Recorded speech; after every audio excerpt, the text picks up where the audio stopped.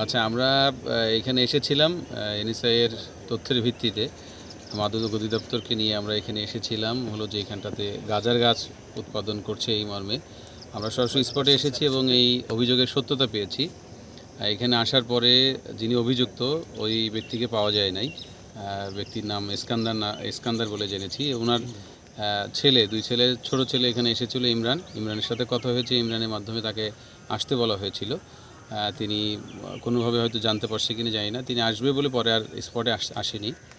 তো ইমরানের প্রশ্ন করেছিলাম যে আসলে এটা কিসের গাছ, আপনি এটা জানেন কিনা বা আপনাদের এই বিষয়ে কিছু বলেছে কিনা। তো সে বলেছিল যে এটা ফুলের গাছ বলে তার বাবা বলেছে।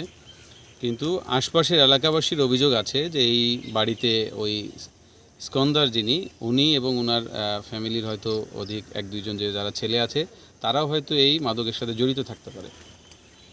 এখন ইমরান যেহেতু সে হচ্ছে 18 বছর পূর্ণ হয় নাই, যার জন্য তাকে আইনের আওতায় আনা যায় নাই। কিন্তু যিনি অভিযুক্ত, যিনি এই গাছটি লাগিয়েছে, তাকে হলো যে মাদক দ্রব্য নিয়ন্ত্রণ অধিদপ্তর তারা নিয়মিত মামলার জন্য তারা ব্যবস্থা গ্রহণ করবে এবং এইখানে যে 3টি গাঁজার যে সেবনের গাছ পাওয়া গেছে সেটি তারা জব্দ করে নিয়েছে এবং আইনানুগ ব্যবস্থা গ্রহণ করবে।